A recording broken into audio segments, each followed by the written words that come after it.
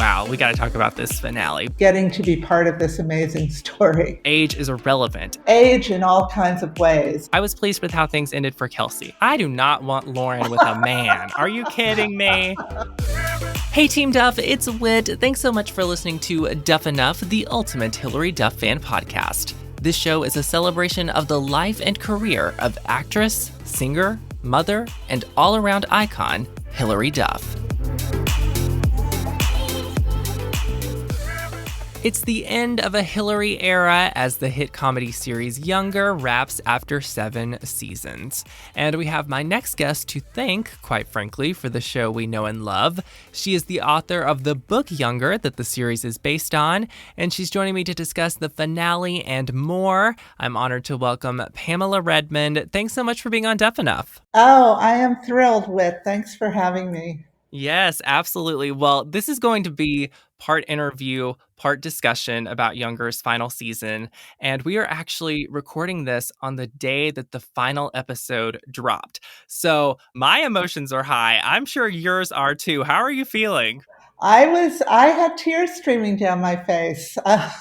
It really was one of those moments for me that felt very much like the first day of the shoot when I went to see them start to shoot the pilot. And it really hit me in this room with 150 people that this was really happening. And I felt the same way today. It just felt momentous. Yeah, that's how I felt too. Honestly, I mean, 7 years as a hardcore fan of something is a long time. And I was a sophomore in college when it started, and I was Wow. 20, and now I'm 26, which is the age, that Liza was impersonating and Kelsey was when the show started. So it's emotional for sure. So I'm right there with you. I laughed, I clapped, I cried during the finale for sure. So The finale was amazing, I thought. yes, and we'll dive into it. Full review coming up. Is there like a one-word first reaction you have for the finale?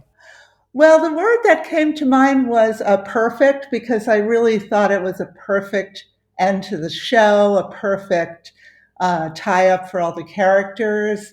But the other word, if I can have two, I would say emotional. Yeah. And that was personal, but I think that the finale was also very emotional on a lot of levels. I'm going to go with heartwarming for me. That's how I Oh, that's felt. good. Yeah, that's how I felt. All right. Well, we will talk more about how it all ended later, and we'll get into spoilers and that sort of thing. So, everyone listening, stick around. I do want to talk about your Younger journey, though, because these are your characters. This is the story you created. And I mean, what a journey it has been long before the past 7 years. So, your novel of the same name was released in 2005. How Yeah. did you get the idea? Yeah, it's really, going on 20 years ago now.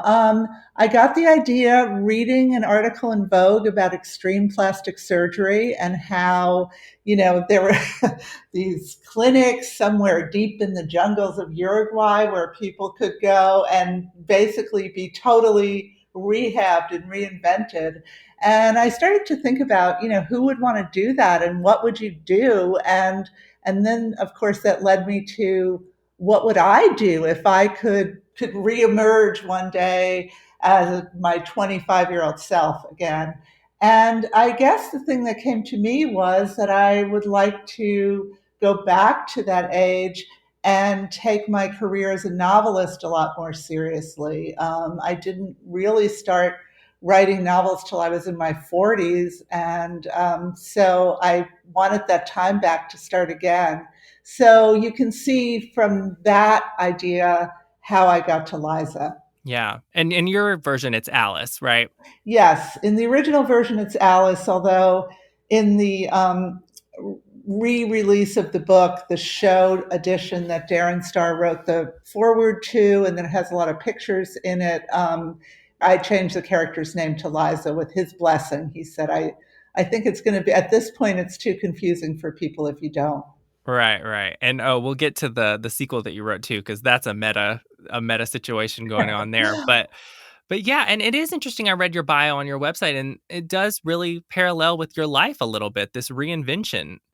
It does a bit, yes, and in ways that I didn't really think about when I was originally writing the book.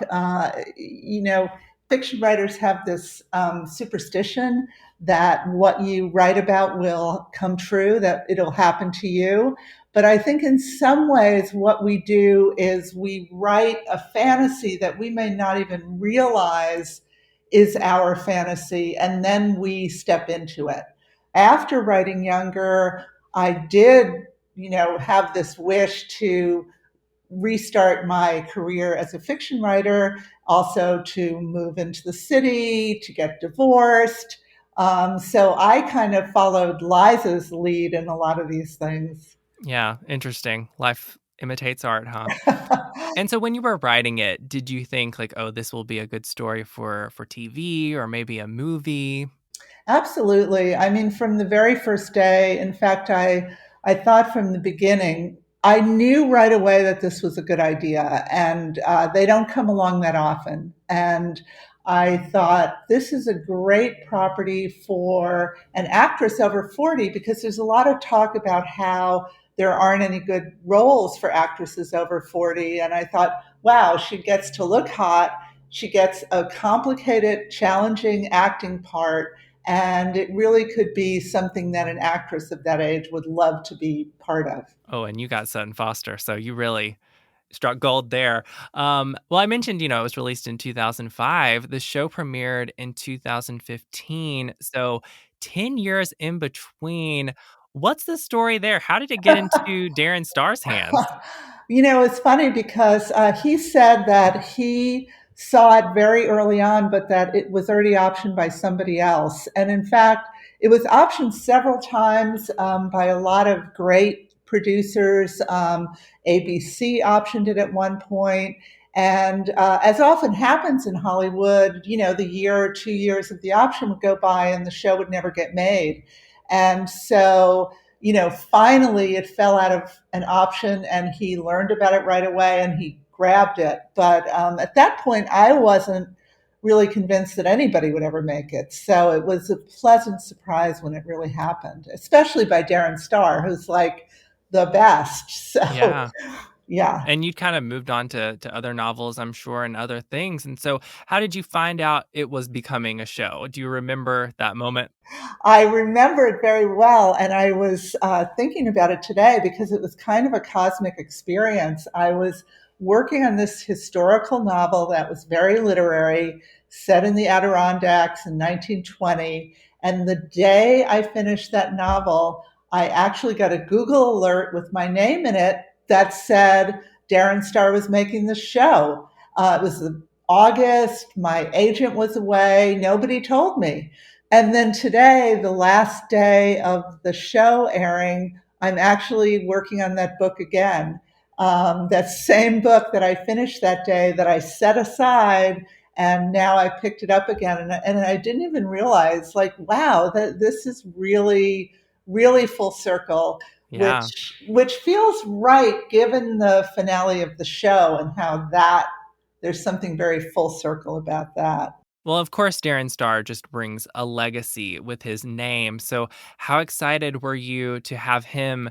And then once you found out who was cast in it, I mean, what was your reaction? It was just unreal. And in some ways, it remained unreal until it was actually, about to air because there's so many, things that have to happen before a show actually gets on the air. And it takes, even after the option, I think it took a couple of years after he optioned it to get the news that it was going to be made. And then, the casting. And I remember he told me himself that Debbie Mazur was cast as Maggie, and I was really thrilled about that. Sutton, I was like crazy thrilled because I knew her from Broadway, and of course Hilary Duff, who I think is so perfect in the role of Kelsey.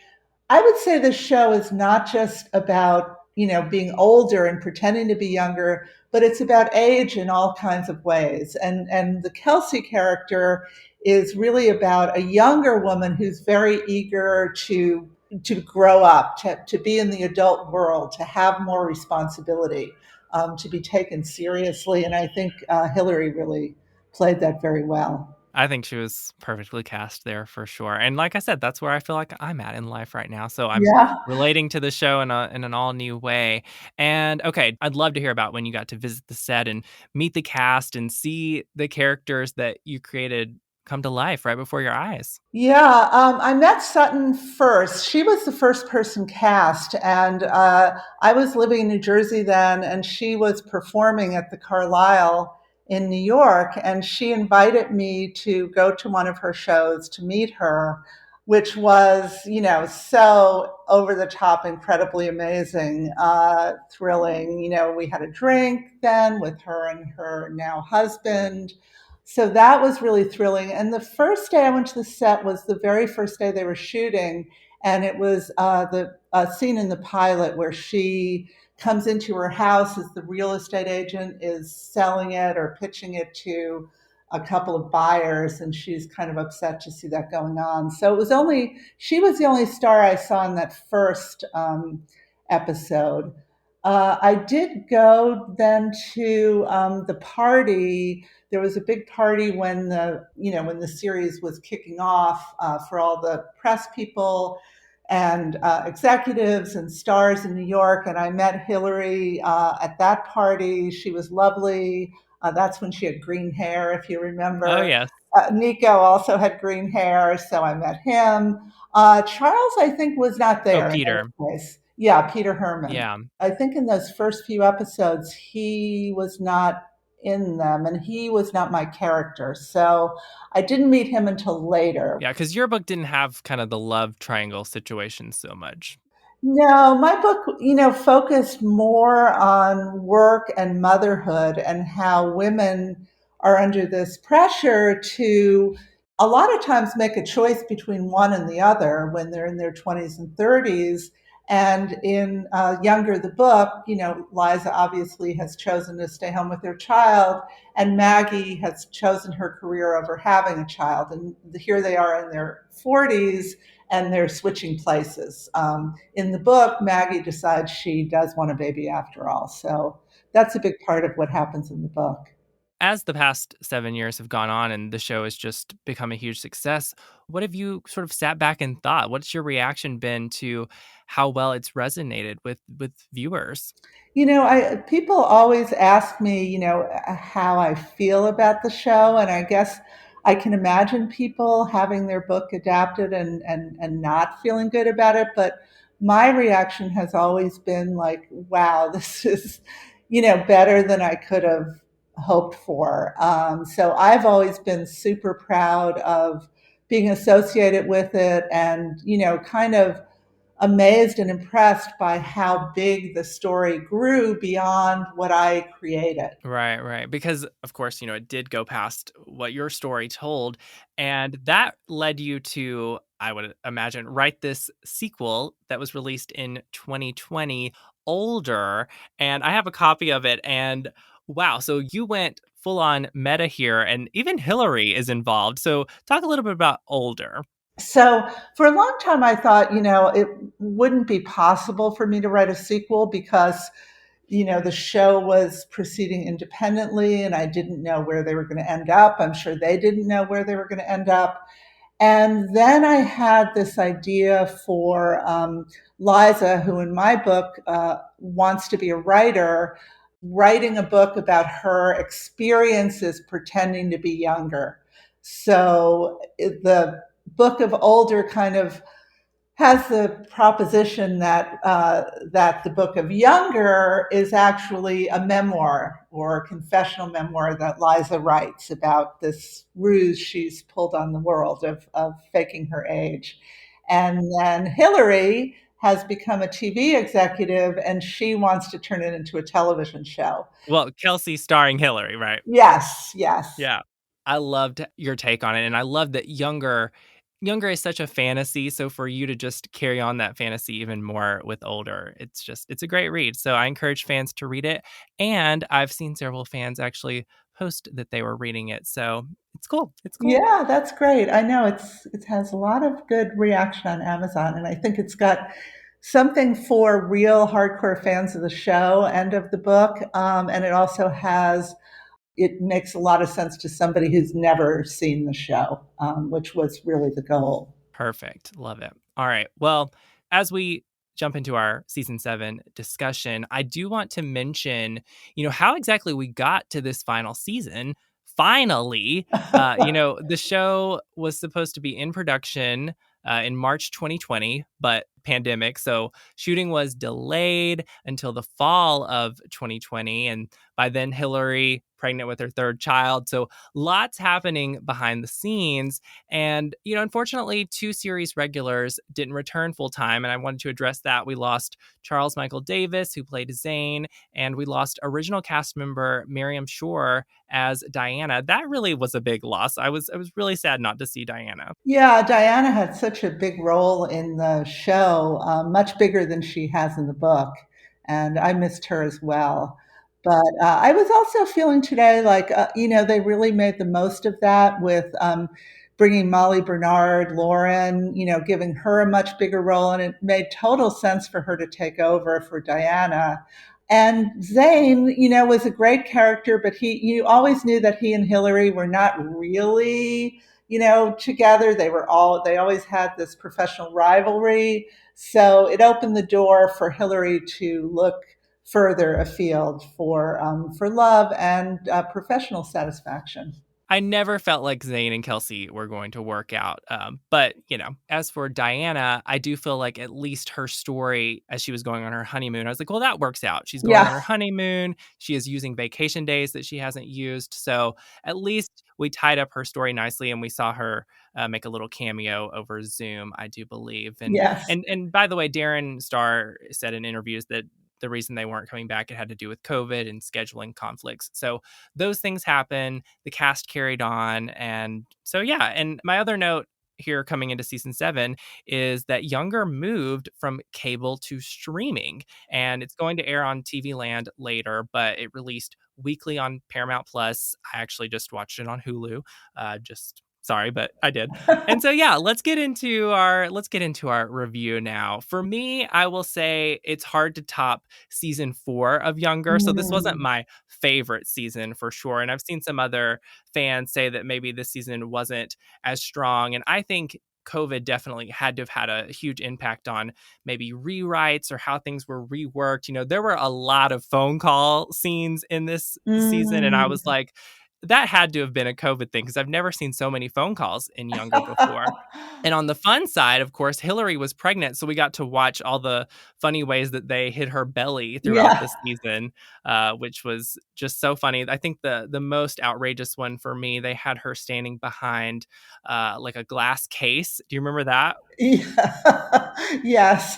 And I mean, she'd either have a big coat on or she'd have a laptop. So that was super fun for Hillary fans to get to watch. But yeah, I mean, the biggest takeaway I think overall for season 7 is the very first episode. Liza says that age is irrelevant. And this was the first season where we were coming into it. Everyone knows the secret now. Hmm. And the secret was no longer the driving force for the story. So it was like, where are they going to go with this? To me, it never felt like this was the final season. All season long, I was like, where are we going? I don't know how we're getting to the end here. And so it almost felt like a season where I don't know if they knew it was going to be the final season or what, but shows where they don't necessarily know it's the final season, and then they get to the last episode and they write it as if it could go either way. This could be the end. This might not be the end.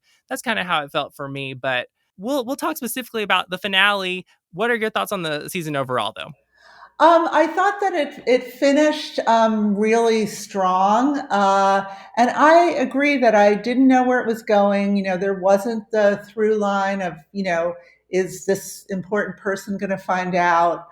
Season 6 ended with the Charles's proposal, and so there was this big cliffhanger. We were all waiting to see how that would turn out, and then it was kind of hard to tell how it was going.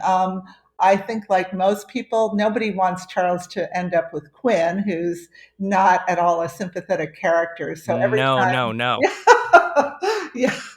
So I would wince, like Charles, Charles, why are you with her? It made me like Charles less. I do love Laura Benanti though as Quinn. It's just not the character. I know it's nothing against her. She played that, sweet sweet but awful, good but bad person so perfectly, but you didn't want Charles to be with her. She was never the character, she was never the woman that Charles deserved. I agree. But I thought that, I watched the last three episodes this morning because I had been away. And so I wasn't quite up to date. And I thought the last three episodes were really strong. And all these pieces that were all over the place, like really all came together in a way that was very satisfying to me. Yeah, but the ending, I mean, wow, we gotta talk about this finale because let's just go through the spoilers and talk about how things ended for everyone.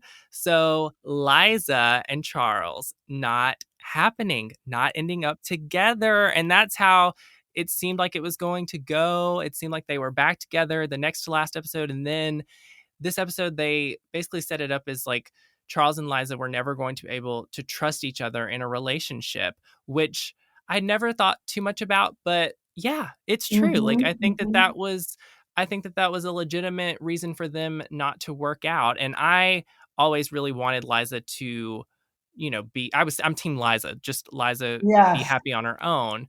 I was fine with how that ended, and then he promoted her to editor in chief, and he's going to go off and write his novel, and she's going to hold down the fort. And in my mind, Diana comes back and they run Empirical, her and Liza. But yeah, how'd you feel about that? Yeah, I was thinking all through that last episode, like, oh well, there's not even a question here. Like Charles and Liza are totally together, and all the problems have been swept away. And then that twist, really close to the end of her realizing that he could never trust her, and I guess at the same time he realized it, that was good, and it felt earned. It felt right. It didn't feel manufactured. Yeah. And then let's move on to Kelsey because Kelsey Lorraine, I have always wanted her to go back and be the boss. I was sad when things didn't work Mm. out for her in season 6, even though realistically so it didn't. And I say realistically, younger is not about realism, not always. But yeah, it was great to see that Kelsey took forth this incubator idea and got rid of the guy who was misogynistic. Blah. We find out that she is going to be funded by Hello Sunshine, who she had worked with, Reese Witherspoon's company, and moved to LA. That Hmm. does open the door to a Kelsey spinoff, which I don't really foresee happening now, but now that she's going to do How I Met Your Father. But yeah, I was pleased with how things ended for Kelsey. Yeah, I was pleased too, and I was pleased the LA her moving to LA. That's what happens in Older, and that's the spin that Darren Starr said that he had thought of independently. So if there is a spin-off, and I'm not ruling that out. I don't know anything beyond the fact that it's been rumored, but even though How I Met Your Father seems like that's something that's probably going to go forward, celebrities have starred in two shows at once, and they might make both of them and see what's going to happen. Hey, listen, if I had it my way, we would have How I Met Your Father, we'd have the Kelsey spinoff, we'd have the Lizzie McGuire reboot, we'd have it all. Yeah, why not? Why not? Why not? For sure.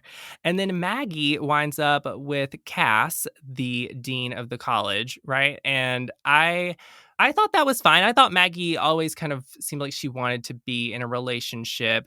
We had that other plot where she had kind of had a relationship a little bit with Malky. So I was cool with that. I kind of wanted Lauren and Maggie to wind up Yes, together, yes. but I was fine with that. Yeah, I felt the same way. Of course, I love Janine Garofalo, but she'd been portrayed as this weird, lying, vindictive character, and so it was hard to really be rooting for her and Maggie together. So, Yeah. maybe the least satisfying tie-up for any of the characters for me. Lauren, though, I was really worried that Lauren was going to end up with Max. And I was like, I do not want Lauren with a man. Are you kidding me? Are you kidding me? And then the way that they ended that with Max, the doctor who she had previously dated, and then they reconciled in the last couple of episodes. And so then we find out that Max is now dating a man, and Lauren is now going to be in a relationship with both of them. As Liza called it, a throuple. I clapped. I was clapping. It's so Lauren. Me too. That was perfect. It was real. It was surprising, yet really natural, and that's the best combination. Yeah, that is younger at its best, honestly. Yes, I agree totally. And then Josh. We'll end with Josh. So I guess deep down I'm team Josh. Like I said, I'm really team Wow. Liza, but deep down I guess I'm team Josh. And so for Josh to show up at the very end of the show, Liza is back in a bar. And once I realized what they were doing, they were recreating the very first scene Hmm. where Josh and Liza met. And she's trying to get the bartender's attention and she waves the shoe. And then here comes Josh and he's like, "We never wave a shoe." Once I figured out, oh, this is how it's about to end, I just like my heart just swelled. Like I could just feel it and I was getting emotional. And then it's just like this recreation, like I said, of the first scene where those two characters met for the first time and they have the same lines. And then he says something to the effect of like, "I've been here," or Liza says, "I didn't see you there." And he said, "I've been, by your side the whole time." And, the door's left open as to where that will go. But for Josh, I was so happy because he has loved her so much. And really, he didn't really get too much of a story this season. So for that to be his ending, I was very happy for him. Yeah, I totally agree about that. Even hearing you describe that last scene again, I got the chills all over again because I just thought like, oh, that is so brilliant and moving and real. I think that Josh, even physically, looks so much more grown up now. He looks now like Liza's equal in a way he didn't in the first season, where to me, he always seemed like a teenage boy and she was the mom. Hot mom, obviously, but Right. looking at them in that last scene, it's like, yeah, I can see it. In some ways, they want the same things and they're living in the same world more than Charles, who's like the guy who's always in the suit. Yeah. For me, a satisfying ending. We talked a little bit about the Kelsey spinoff, but where do you think the younger franchise could go next? Yeah. Well, of course, I would love to. The Kelsey spinoff, I think, is brilliant. I would love to see. Darren Starr was quoted today in Deadline saying that he could see a movie down the road, and I definitely could see that. I mean, I would love to see him do a spin on the book Older that I wrote and kind of make it a meta. Liza writes this book, and you could just like pick that up and just go with that. I Yeah. think I think people would believe that. I have been talking to several Broadway producers who are very interested in turning Younger into a musical. Okay. Yeah, which I love that idea. I think it's a total natural for Broadway. Of course, I would love to see Sutton and Hilary starring in it, but I think that's my ultimate dream at this point. Well, I would love that for sure. As we wrap up here, reflecting as fans, we were kind of talking about how we felt today and it being emotional. My experience is nothing, I'm sure, in comparison to yours. But so I'll go first and then I'll let you have the last word. But it's just been an incredible 7 years. And this show has truly been my escape. And I know I came for Hilary initially as a longtime Hilary Duff fan, but I stayed because it's just one of my favorite shows of all time. And the writing, fantastic. The cast, perfect. And gotten so many other people into the show and had so many great conversations with fellow viewers about it. So just an incredible experience. But let's let you have the last word as the author of the book that the series is based on. I mean, what has the 7 years been like for you? Yeah, I can kind of relate to what you're saying as a fan because a lot of my experience watching the show was as a fan because past a certain point, I didn't know what was going to happen. There were characters and dynamics that were different from those I created. So I feel that sadness, where you cry a little bit when your favorite show ends. But I really was very moved, and it really hit me today what a huge thing this had been in my life. And I'm about to cry again because I'm remembering this line that Kelsey says on the stage to Charles, which is, something like, I'm so full of gratitude for getting to be part of this amazing story. Uh, and that's exactly how I felt. Yeah. Mm. Yeah, I actually wrote a note to Darren Starr and said, I can't say it better than that. So, I love it. I love it. Well, it's been an honor to get to talk to you about it as the person who really, this is your brainchild, as they say. And so I just I don't know, thank you. Thank you for coming up with this story. And I even want to say like thank you to the writers and Darren Starr and everyone who's been involved, the cast. It's been incredible. Do you have any other thoughts that you'd like to share or anything else? I just want to say thank you too, because it's fans, and journalists like you who really have given this show a lot of love. And I think that's been very gratifying to see as a writer and a creator and somebody who's proud of my child out there in the world. So thanks very much. I'm so glad you're doing this. Finally, Pamela, where can listeners find you online? Well, they can find me on my website, pamelaredmond.com. It's Redmond. And you can learn more about me and my books and my work with baby names, which is a whole other branch of my career. That'd be a good place to start. I'll have the links in the description below. But Pamela, thanks so much for being on Duff Enough. Thanks so much, Whit. And that's all for this episode of Duff Enough. Thanks again for listening. I hope you'll subscribe and stick around for more because this podcast is what dreams are made of. You can follow along on social media at Duff Enough Pod and check the description for my socials as well as show guests. And until next time, bye Team Duff.